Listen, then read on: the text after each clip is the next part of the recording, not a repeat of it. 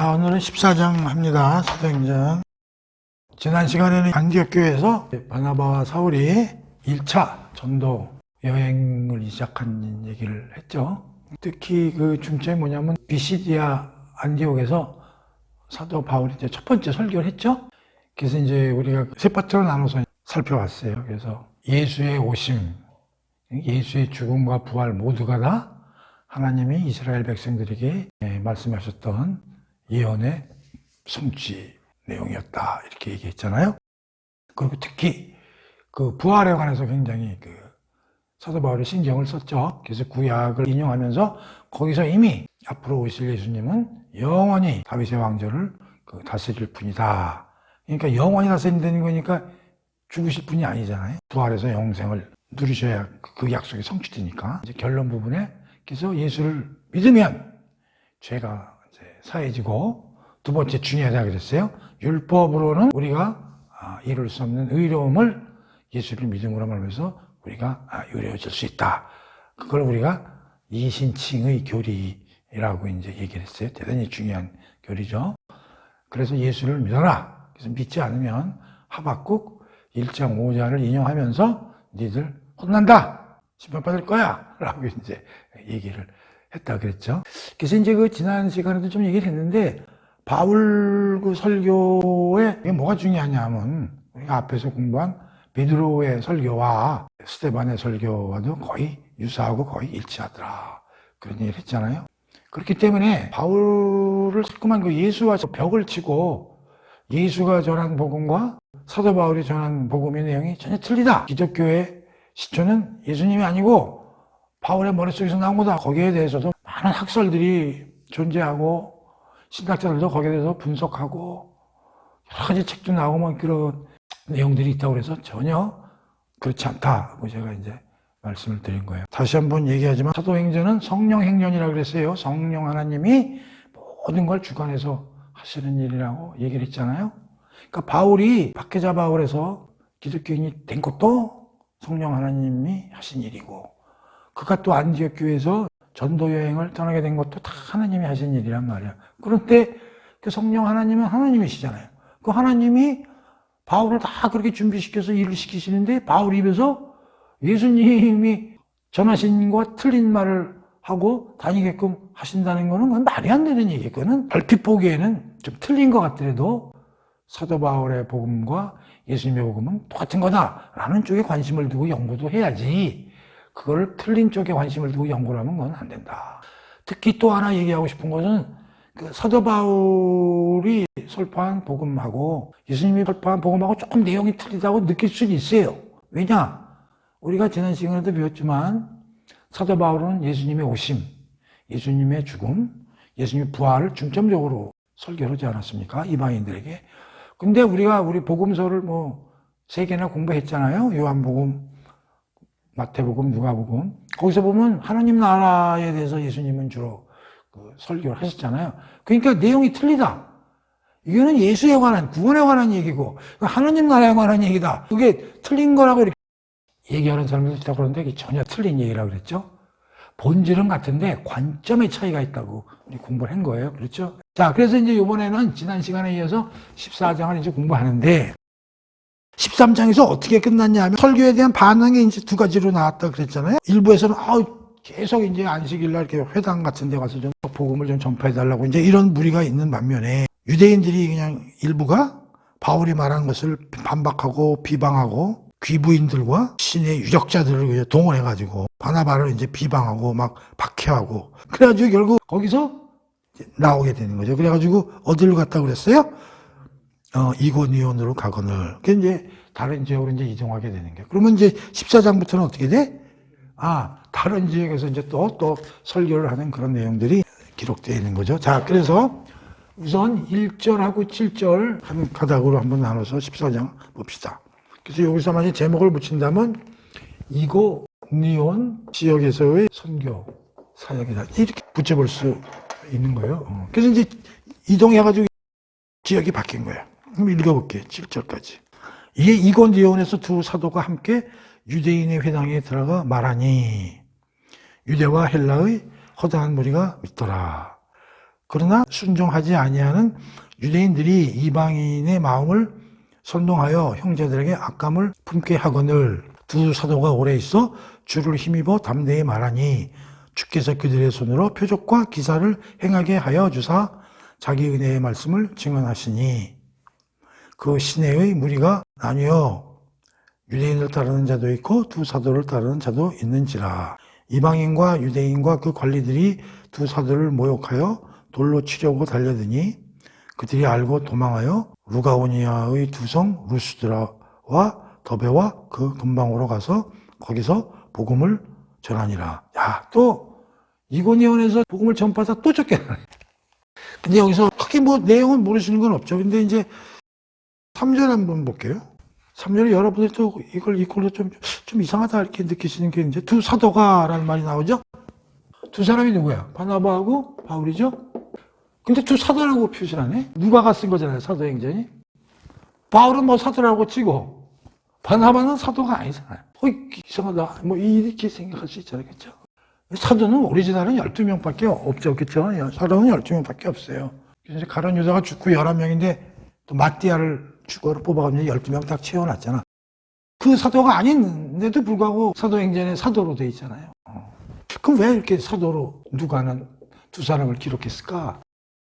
그 이유는 3절을 보면 그 오리지널 그 안에 들어가 있는 사람이라는 뜻이 아니고 그 두 사람은 어떤 사람이라고 그래?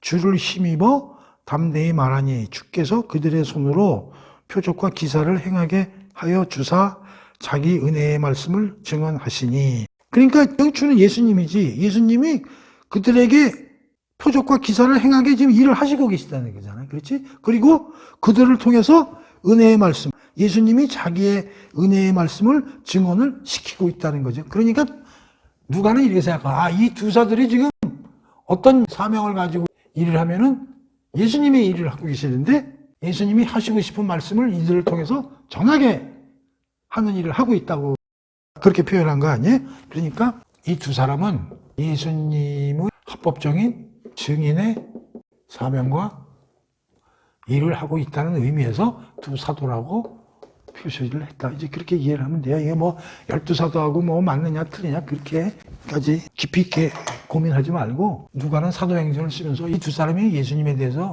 말씀을 정확하게 전하는 그런 사명을 가진 증인으로서의 일을 하고 있기 때문에 두 사도라고 표시했다. 이제 이런 정도만 우리가 이해를 하면 크게 무리는 없을 것 같아. 근데 이제 여기서 성경에는 안 나와 있지만 잘 보여라. 그러면 바나바와 바울을 누가는 두 사도라고 표현을 하고 있고 이들이 예수님이 하시는 일, 또 예수님이 하고자 하시는 말씀을 합법적으로 전달하고 있는 증인이라고 얘기를 했잖아. 그렇다면 우리가 한번 여기서 이렇게 한번 생각해 보자. 그러면 바울이 전하는 말을 받아들이는 사람도 있고 거부하거나 받아들이지 않는 사람도 있을 수 있잖아.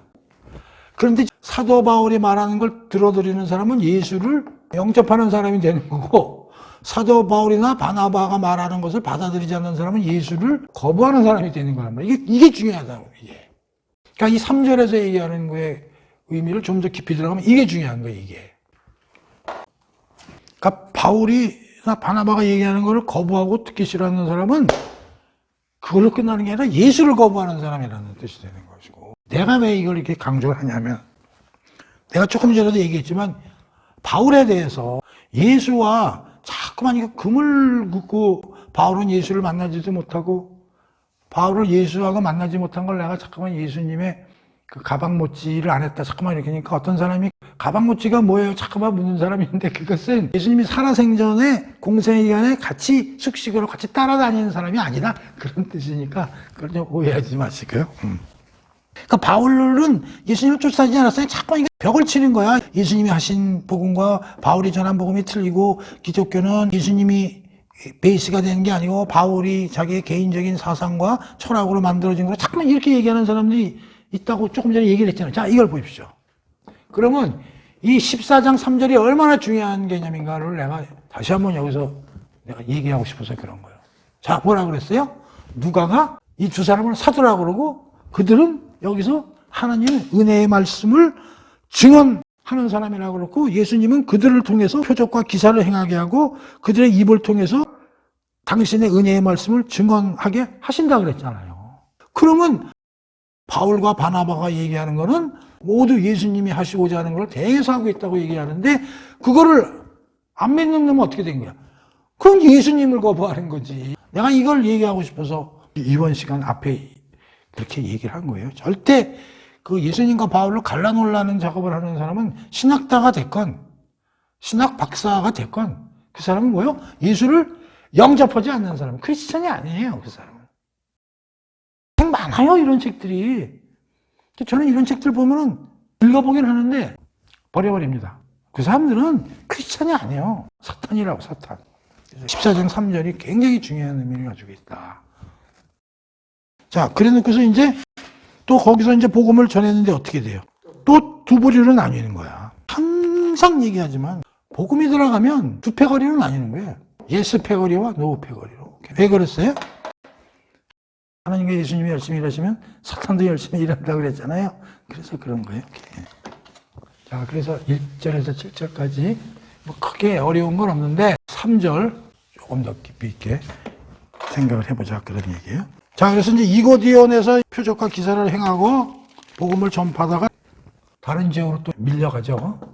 18장까지는 이제 어떤 일이 벌어지냐면은 루스드라 지역에서의 치유 사역과 이제 대소동이다. 이렇게 이제 이름을 한번 붙여볼게요.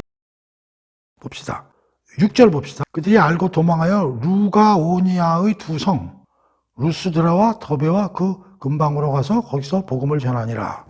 그래가지고 6절에서 어느 지역으로 가냐면 루스드라와 더베 또 그 인근 지방 이렇게 이제 여러 지방으로 가서 이제 일을 하는데 8절에서 18절까지는 특히 이 중에서 다른 지역에서 복음 전한 얘기는 쏙 빠졌고 루스드라에서 이제 일한 것만 기록이 되어 있는 거예요. 그러니까 누가가 이 사도행전을 쓰면서 모든 걸 다 쓴 게 아니라 그 중에서 자기가 골라서 중요하게 알려야 되겠다 하는 것만 뽑아서 이제 쓴 거란 말이에요. 그러니까 특히 루스드라 지역에서 아마 누가는 요건 좀 써서 알려야 되겠다. 그래서 이제 루스드라 지역에서 사도 바울이 일한 것만 이제 뽑아서 이제 썼다. 그렇게 이해를 해야 돼요. 오케이? 8절에서 18절까지. 그런데 여기서 중요한 게, 그럼 왜 누가가 이런 지역들은 빼고 루스드라 지역이냐? 요거 관심을 좀 가져야 되겠잖아요. 쭉 한번 읽어볼게요. 루스드라에 발을 쓰지 못하는 한 사람이 앉아있는데 나면서 걷지 못하게 되어 걸어본 적이 없는 자라. 바울이 말하는 것을 듣거늘 바울이 주목하여 구원받을 만한 믿음이 그에게 있는 것을 보고 큰 소리로 이르되 네 발로 일어나서라 하니 그 사람이 일어나 걷는지라. 무리가 바울이 한 일을 보고 루가오니아 방언으로 소리질러 이르되 신들이 사람의 형상으로 우리 가운데 내려오셨다 하여 바나바는 제우스라고 하고 바울은 그 중에 말하는 자이므로 헤르메스라 하더라. 제우스 신당의 제사장이 소와 화환들을 가지고 대문 앞에 와서 무리와 함께 제사하고자 하니 두 사도 바나바와 바울이 듣고 옷을 찢고 무리 가운데 뛰어들어가 소리질러 이르되 여러분이여 어찌하여 이러한 일을 하느냐. 우리도 여러분과 같은 성정을 가진 사람이라 여러분에게 복음을 전하는 것은 이런 헛된 일을 버리고 천지와 바다와 그 가운데 만물을 지으시고 살아계신 하나님께로 돌아오게 함이라. 하나님이 지나간 세대에는 모든 민족으로 자기들의 갈 길을 가게 방임하였으나 그러나 자기를 증언하지 아니하신 것이 아니니 곧 여러분에게 하늘로부터 비를 내리시며 결실기를 주시는 선한 일을 하사 음식과 기쁨으로 여러분의 마음에 만족하게 하였느니라 하고 이렇게 말하여 겨우 무리를 말려 자기들에게 제사를 못하게 하느니라. 자, 여기까지 살펴봅시다.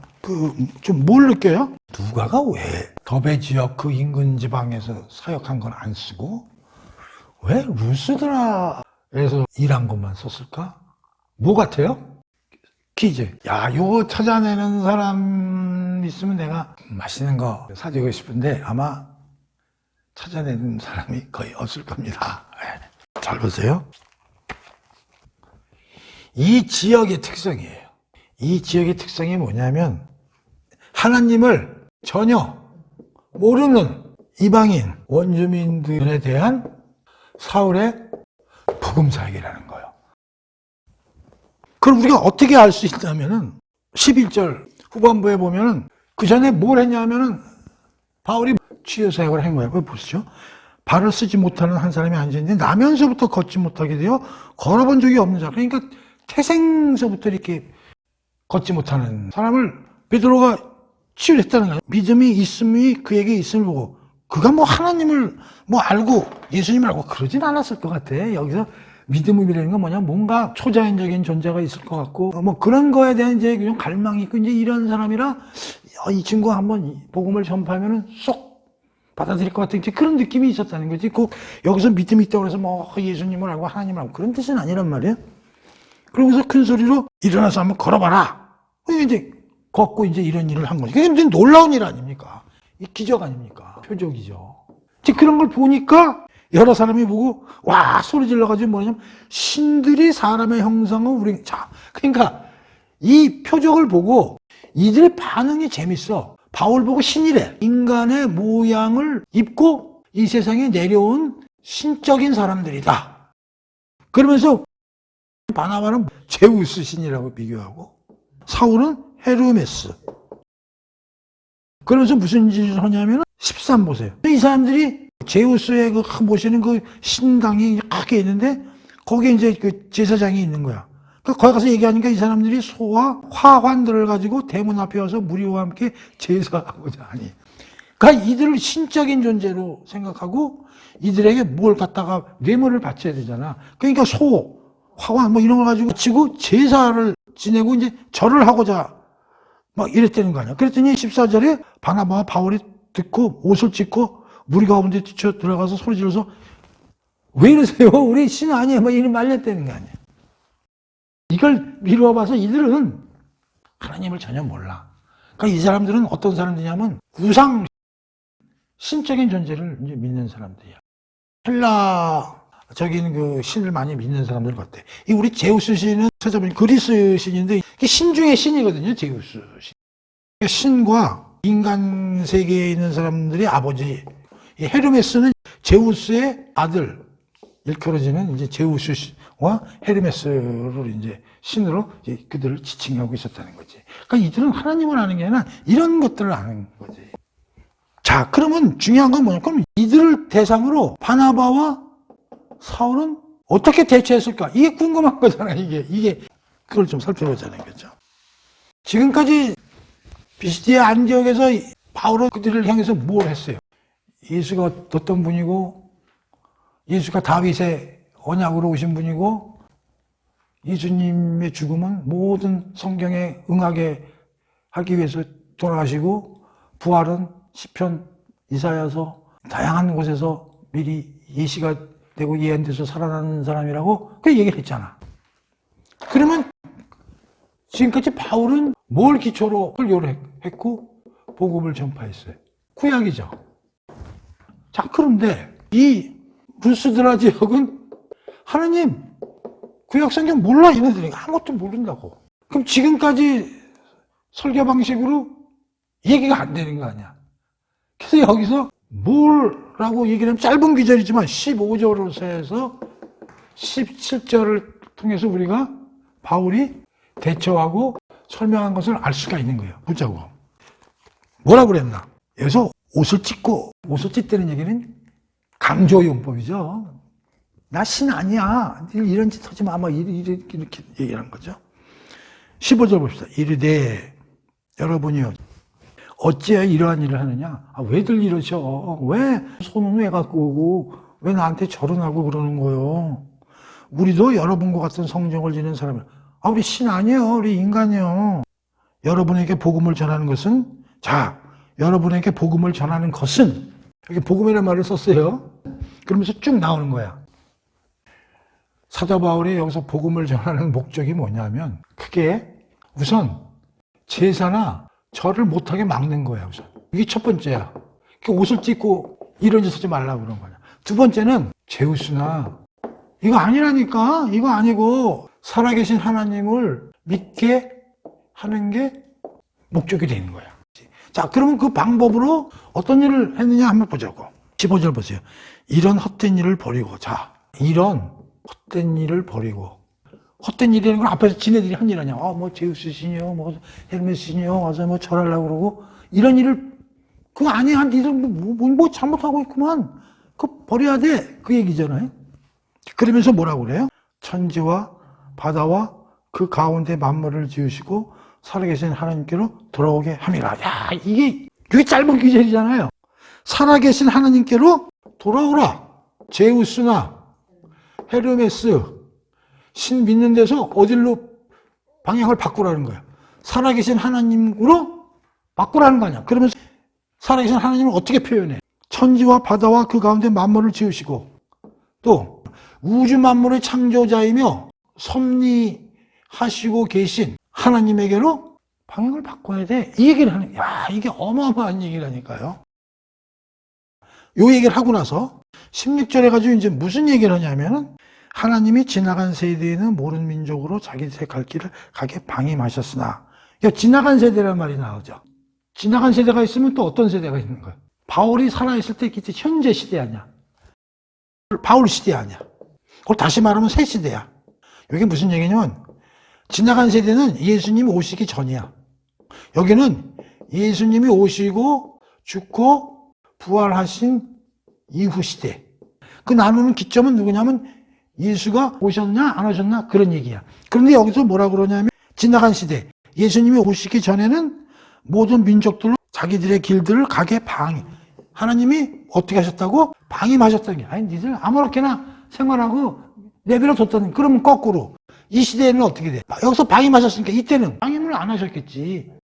이때는 뭔가 돌아오라고 관리하고 계시다는 얘기 아니야. 그렇죠? 그런 얘기를 이제 16절에서 하시면서 17절 보십시다. 뭐라고 그러냐면 그러나 자기를 증언하지 아니하신 것이 아니니. 이게 뭐냐면 방임하셨을 때는 내버려는 뒀지만 그렇다고 아무 일도 안 하시고 가만히 계신 게 아니었다. 그런 얘기예요. 그러면서 뭐라고 그러냐면 여러분에게 하늘로부터 비를 내리시며 결실기를 주시는 선한 일을 하사 음식과 기쁨으로 여러분의 마음에 만족하게 하셨느니라 하고. 야, 그런데 17절에서 뭐라고 얘기하냐면 방임 시대라고 그래서 아무 일도 안 하셨다고? 아니야. 하셨어. 뭘 하셨어? 비 얘기하시죠. 그 다음에 결실을 얘기하시죠. 선한 일이라고 얘기하시죠. 그러면서 음식과 기쁨으로 너희들을 만족하게 하셨다. 되게 짧아. 근데 그들에게 복음을 전한 거야, 이게. 그 전에 다른 지역에서 설교한 거는 전혀 내용이 딴판이야. 그때는 예수님이 누구고, 예수님과 어떻게 오셨고, 왜 죽었고, 왜 부활을 하셨고, 전부 이렇게 얘기를 했는데, 그런 얘기 하나도 없어. 그러면서 이런 얘기를 하는 거야. 사도 바울이 전하는 방식이 대상에 따라 유연하고 맞춤형 복음을 전파하고 있다는 게 대단히 중요한 거예요. 그런데 하나님을 아는 사람들하고 하나님을 모르는 사람들을 나눠서 하나님을 그래도 좀 주워 들은 사람들에게는 구약 성경, 즉 선지자들이나 하나님의 말씀을 인용해서 예수를 설명해서 복음을 전파했는데 이쪽은 예수 얘기 있어요, 없어요? 그리고 이 세상이 운영되고 있는 그 내용을 봐라. 그리고 역사에 진척되는 상황을 잘 고려하고 살펴봐라. 그러면 이것이 누군가에 의해 관리되고 운영되고 있는 것을 알 것이다. 그분이 결국 하나님이다. 제우스신 이런 애들이 아니다. 그러면서 하나님의 창조 사역을 얘기하면서 천지 얘기를 하고 세상 운영 방식을 얘기하면서 너희들이 비 내리는 거 봤지? 태양이 뜨지? 어우 신기하잖아. 거기 열매 맺고 과일도 생기지. 그래서 니들이 추수도 하고 그거 음식으로 배불리 먹으면서 기뻐도 하고 그러잖아. 그러면서 그 뒤에 관리하고 있는 분이 계신데 그분이 진짜 너희들이 믿어야 될 분이고 니들이 의지해야 될 사람이라고 얘기하는 거예요. 이제 좀 이해가 되죠? 자, 이걸 이제 요약해보면요, 이런 거예요. 지난 시대와 현 시대를 구분해서 얘기를 하고 있는데, 지난 시대에는 하나님이 방임해놨다는 거예요. 니들이 어느 길로 가든지 그렇게 관계치 않으셨다는 거예요. 그러나 일을 안 하신 게 아니고 뭘로 일하셨냐면 결실 이런 걸 통해서 일을 하고 계셨다는 거죠. 그렇죠? 그러면 현 시대에는 하나님이 중요한 일을 하셨어. 어떤 일을 하셨을까? 예수를 보내셨잖아. 그리고 부활시키셨잖아. 그러니까 하나님은 두 가지 일을 하신 거예요, 사실은. 자, 하나님이 우리에게 말씀하시는 것을 우리는 뭐라고 그래? 계시 그랬다고요. 하나님이 모든 사람들에게 당신이 뭔가를 알리려고 그럴 때 우리는 그걸 계시라는 말을 쓴다고. 근데 계시는 크게 두 가지가 있다고요. 일반 계시와 특별 계시가 있다고. 하나님이 누구시고 내가 할 일이 무엇이고 내가 너희들한테 원하는 것이 무엇이고 이런 말씀을 하시는데 큰 방식이 두 가지 방식이 있다는 거예요. 일반적인 계시를 쓴다는 건 모든 사람들이 알 수 있는 방법이라는 거예요. 그래서 이걸 크게 우리는 세 가지로 나눠요. 뭐냐? 자연. 두 번째는 우리 인간 속에 넣어놓은 양심. 그리고 세 번째는 역사. 이걸 크게 일반 계시로 얘기를 하고 특별 계시로 모든 사람들이 아니라 일단의 사람들. 뭘로? 성경. 하나님은 당신을 알게 하시고 내가 누군가를 알게 하기 위해서 두 가지 큰 방법을 쓰시는데 하나는 인간들로 하여금 책을 쓰게 만들어가지고 구체적으로 내가 누구고 내가 할 일이 무엇이고 이걸 전부 성경을 통해서 알려줍니다. 그럼 성경을 통해서 보면 하나님이 누구시고 어떤 일을 하시는 걸 정확히 알 수 있는 거지. 자세히. 그런데 또 하나 방법은 모든 사람들이 이거는 약간 일반적이야. 포괄적이고 완벽하게는 잘 몰라. 그러나 어느 정도는 알 수 있게 얘기를 하시는 건데 그 방법이 뭐라고? 하나님이 만드신 창조물을 통해서 누군가 그 참 어마어마한 일 하셨네? 이런 걸 알게 하신다는 거야. 두 번째는 우리 안에 그 양심, 특히 이성을 통해서 어느 정도 신이라는 존재가 있을 수 있네? 그걸 알게 하신다는 거야. 그리고 역사, 이 역사를 통해서 자연이 이렇게 관리가 되고 역사적인 흐름으로 이런 게 움직이는 거 보면 이건 누군가 뭔가 계신 게 아니야? 라고 계시를 한다는 거죠. 바울이 지금 루스드라 지역에서의 지금 복음 전파 방식은 일반 계시 방법을 쓰고 있는 거다 그런 얘기예요. 이거에 대해서 우리가 로마서를 공부는 안 했지만 로마서 1장 19절 20절 볼게요. 하나님을 알만한 것이 그들 속에 보임이라. 그들인 건 사람이죠. 20절 창세로부터 그의 보이지 아니하신 것들 곧 그의 영원하신 능력과 신성이 그가 만들어진 만물에 분명히 보여 알려졌나니 그러므로 그들이 핑계하지 못할지니라. 자, 똑같은 사도 바울은 이걸 로마서에다 기재를 한 거고 서신서로 루스드라 지역에 와서 복음 설교한 걸 누가가 이제 쓴 거란 말이에요. 자, 우선 20절부터 봅시다. 하나님을 알 수 있다는 거예요. 어떻게 알 수 있냐면 창세로부터 그의 보이지 그러니까 하나님은 안 보이시지만 그분은 영원하신 능력과 신성 보이지는 않지만 엄청난 권능을 가진 분인데 그걸 어떻게 알 수 있냐면 그가 만드신 만물에 분명히 보여 알려졌나니 자연 창조죠. 하늘과 바다, 천지 이 우주의 모든 만물을 보면은 그 안에 사도 바울이 이렇게 얘기하는 거예요. 보이지는 않지만 그 엄청난 능력과 신적인 능력이 이 우주 창조 자연 환경 속에 넣어져 있다는 걸 너희가 알 수밖에 없다는 거예요. 그 얘기를 하는 거죠. 그렇죠? 그 다음에 19절 보세요. 또 하나 하나님을 알만한 거죠. 하나님을 알 수 있다는 거예요. 뭘 통해서? 그들 속에 보임이라. 인간에 넣어놓으셨다는 거예요. 뭘 통해서? 양심과 이성 속에 하나님을 어렴풋이 알 수 있도록 이미 만들어 놓으셨다는 거예요. 그러니까 여기 지금 루스드라 지역에 가가지고 사도 바울이 지금 일반 계시를 가리키는 거라고. 야, 니들 봐라. 이 세상을 한번 봐요. 천지와 바다 이런 거 보면 니들 야구 신기하지 않냐? 그게 뭐 자연적으로 그냥 이루어진 것 같으냐? 이렇게 이제 얘기를 하시는 거고. 또 하나는 야, 그 비가 내리고 하늘에서 그 뭐 태양이 비치고 그 너무 신기하지 않냐? 그리고 이 들판에 모든 식물들이 자라가지고 과일도 맺고 밀도 만들어내고 쌀도 나오고 야, 이런 거 그 저절로 되는 거 아니야? 그걸 얘기하는 거죠. 그러면서 너희들에게 맛있는 음식과 그걸 먹었을 때 만족감 이런 걸 주게 하시는 분이 계시다니까 그런 분 살아계신 하나님인데 그분에게 돌아가고 제발 제우스신이나 헤르메스나 아무 역할도 못하는데 갔다가 절하고 제사하고 하지 말고 일로 와라 이렇게 그 복음을 전파했다 그런 얘기예요. 좀 이해가 됩니까? 그러나 그들에게 이렇게 얘기했다고 해서 하나님을 정확히 알 수 있는 건 아니죠. 일반 계시를 통해서 하나님을 얼핏 알 수는 있지만 완벽하게 알 수는 없어요. 이렇게 말하여 겨우 무리를 말려 이렇게 얘기하면서 이제 절하는 걸 막은 거지. 자기들에게 제사를 못하게 하니라. 그래서 15절에서 17절이죠. 아주 간략하게 하나님을 모르는 이방 원주민들에게 복음 아닌 복음을 이제 설파하게 되는 거죠. 물론 요거 세 줄만 얘기했겠어요, 바울이. 그러나 누가가 그 중에 다른 건 다 빼고 이렇게 딱 정리를 해가지고 요약해서 15에서 17절에서 딱 세 줄에 걸쳐서 요약을 해서 사도행전에 기록이 된 거죠. 저도 이제 이걸 굉장히 중요시 하는데, 우리가 그 예수님이나 하나님 안 믿는 사람들한테 이제 그 복음이나 이런 걸 전도할 때 굉장히 조심해서 해야 됩니다.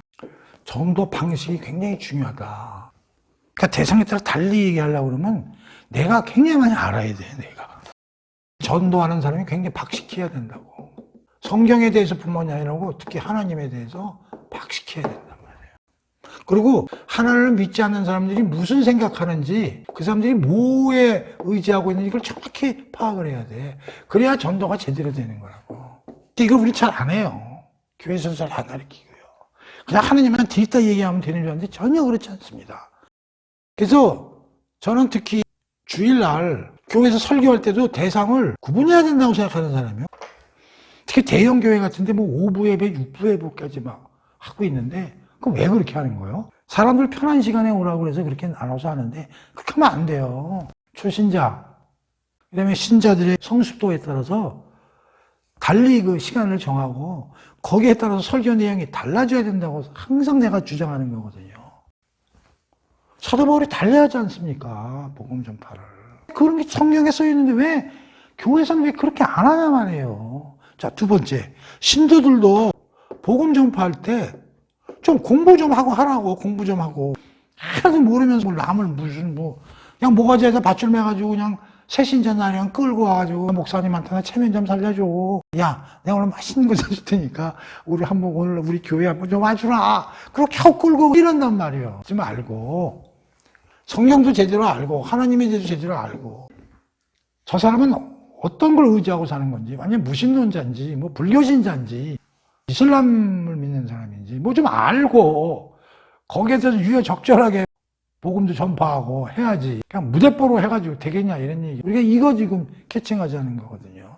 제발 교회에서 남의 신자들 좀 구분해서 주일날이라도 좀 나눠가지고 신자들의 그 성숙도에 따라서 그 성경에 어느 정도 아는 거에 따라서 좀 달리하고 설교도 맨날 주일 아침 6시부터 저녁 5시까지 똑같은 거 가지고 막 계속 7번, 8번씩 그냥 하지 말고요. 좀 다양하게. 그러니까 목사님들이 일요일날 한 대여섯 개를 갖고 있어야 돼. 설교 노트를. 오늘 9시, 10시는 요거 대상이지. 오늘 요번엔 요걸 가지고 해야지. 그 대상, 그럼 요거 달리 해야지. 그러니까 목사님들이 엄청나게 공부를 열심히 해야지. 대상이 다르니까 거기에 맞춰서 설교를 하려니까 얼마나 힘들어. 맨날 신방 다니고 그런 일도 중요하지만 이런 걸 좀 하셨으면 좋겠다 하는 걸 일반 신도로 말씀을 좀 하는 겁니다. 사도 바울의 15절에서 17절까지의 복음 설교. 짤막하지만 루스드라 지역에서의 제우스 신과 헤멜스 신 이런 걸 믿는 자들에 대한 사도 바울의 복음 전파 방식과 내용 내가 설명을 해봤습니다. 오케이? 네. 그래서 누가가 다른 지역에서 다 빼고 요 루스드라 지역에서만 한 걸 이렇게 딱 뽑아서 집어넣지 않았느냐. 그런 이제 생각이 들었다는 얘기죠. 자, 그리고 이제 19절에서 20절까지는요, 색다른 내용이 들어가 있는데 뭐냐면 유대인들의 원정 핍박. 이렇게 이제 제목을 정해봤는데 19절, 20절 한번 열어볼게요. 유대인들이 안디옥과 이고니온에 와서 무리를 충동하니 그들이 돌로 바울을 쳐서 죽은 줄 알고 시위로 끌어내치니라. 제자들이 둘러섰을 때 바울이 일어나 그 성으로 들어갔다가 이튿날 바나바와 함께 더베로 가서. 그러니까 이 안디옥과 이고니온으로 원정까지 온 거야. 야, 지독하지 않습니까? 사탄의 집요함이죠. 바울이 저런 거가 안 들으면 그만이잖아, 싫으면. 왜 걔를 가는 것마다 쫓아와가지고 돌로 쳐 죽이냐고. 돌로 쳤다는 거 아니에요. 돌로 쳤는데 죽었어. 죽었다고 생각해가지고 그 시내 밖으로 시체를 처리했다는 거 아니에요. 죽지는 않았어. 실신했을 거라고 추측이 되는 것 같아. 그러니까 이 복음이라는 게 무서운 것 같아. 이게 사실 별거 아닌데 내용이. 근데 이걸 듣는 사람들이 이렇게 광분하고 이럴 정도면은 야, 이게 영적인 싸움이 대단하구나. 이 사탄이 이게 엄청나게 집요하구나 하는 걸 우리가 알 수 있는 거야. 항상 얘기하지만 사도행전을 공부하면 무서움을 느껴요. 사탄이 무서운 걸 우리가 느낄 수 있어요. 그걸 우리가 알아야 돼요. 지난 시간에 얘기했죠. 교회 안 다니면 사탄이 우리를 전혀 괴롭히지 않습니다. 근데 교회 다니면 무섭게 공격을 해오거든요. 그러니까 교회 일단 다니면요, 바짝 긴장하고 하나님을 절대 놓치면 안 돼. 예수님을 꽉 잡아야 돼요. 옛날과 달리 공격이 심해지거든. 그럼 그걸 막아야 되잖아. 보세요. 얼마나 지독한가. 그런데 죽었는 줄 알고 시체 처리한 거지. 그런데 제자들이 가가지고 사도 바울의 곁에서 있었을 때 바울이 일어나. 자, 이러고 있었는데 두 가지 일이 벌어졌어. 바울이 깨어난 거죠. 바울이 깨어났다. 그러면 되는데 깨어난 다음에 뭔 일을 했어? 시내로 다시 들어감. 그 다음에 뭘 했어? 이튿날 바나바와 함께 더베로 가서 그 복음을 그 성에 전하여 많은 사람을 제자로 삼고 복음을 또 전한 거야. 야, 이게 말이 됩니까? 돌로 친 놈은 죽었다고 생각을 했는데 일어나서 그럼 뭐 무슨 얘기가 되는지 어떻게 되는지 모르겠는데 깨어났어요. 그럼 뭘 해야 돼? 몸을 추스려야지. 근데 일어나서 다시 시내로 기어 들어갔다는 거 아니야. 다시 복음을 전파했다는 거 아니야. 이게 말이 됩니까? 이게 자기 능력으로 됩니까? 나는 이 기절을 보면서 이런 생각을 하고 내가 여기서 정리를 해놨는데 뭐라고 써놨냐면 이거는 기적 플러스 열정이다. 일어나가지고 깨어났는데 몸을 움직일 정도가 된 건 그냥 기적적인 상황이고요. 다시 성내로 들어가서 복음을 전파했다는 건 열정이다. 이렇게밖에 설명이 안 되는 거잖아요. 기적과 열정.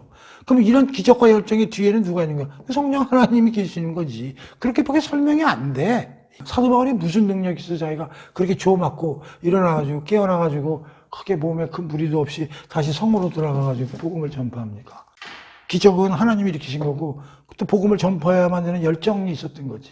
근데 그 뒤에는 성령 하나님의 능력이 없으면 이게 되겠습니까? 그래서 내가 이걸 보면서 사도행전 20장 24절을 보면 이와 유사한 기록이 돼 있어. 누가가 써놨어.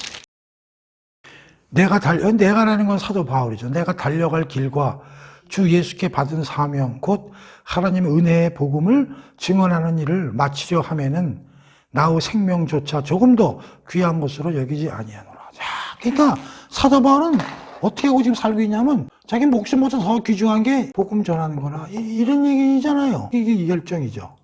그러니까 이런 일을 벌어지는 거예요. 주 맞고도 신으로 들어서 복음을 전파했다는 거 아니에요. 그럼 기적은 내가 이해가 돼. 하나님이 하시니까. 근데 이 열정은 어디서 나왔을까? 공부한 거예요, 이거.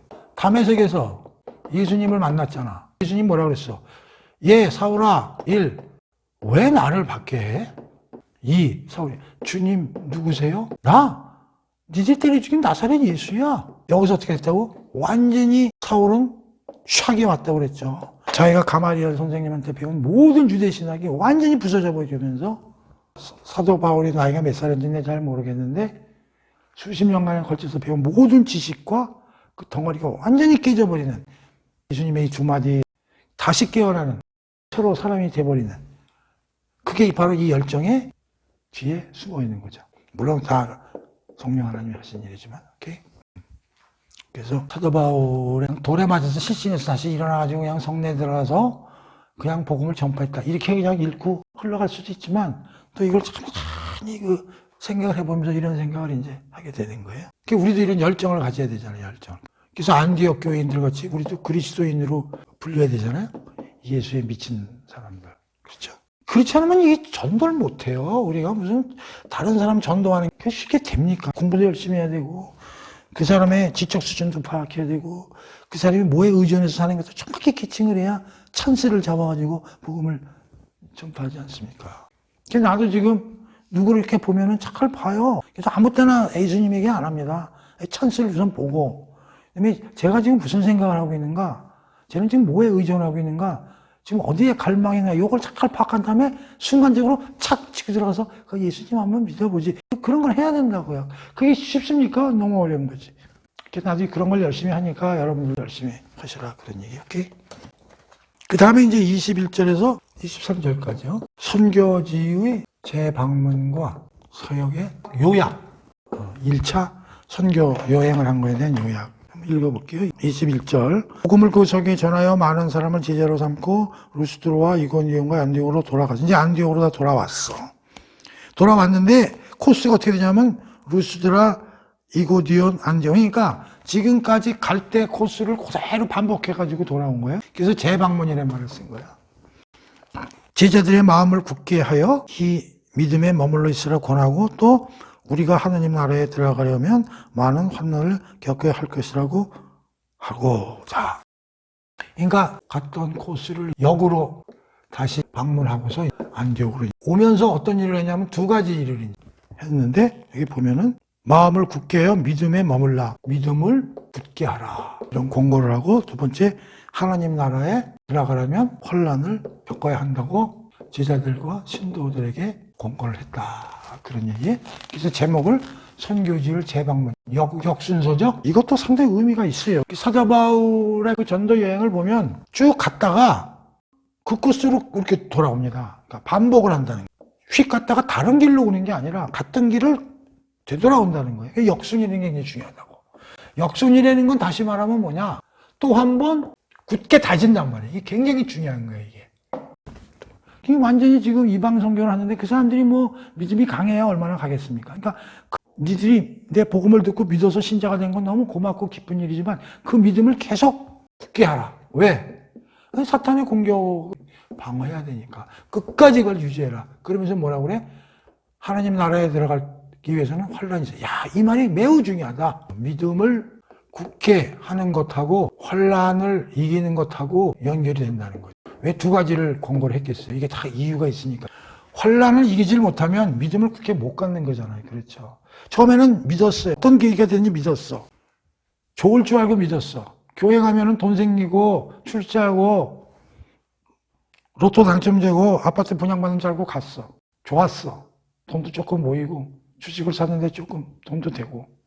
그런데 한 두 달 있다가 엄청나게 안 좋은 일이 생긴 거야.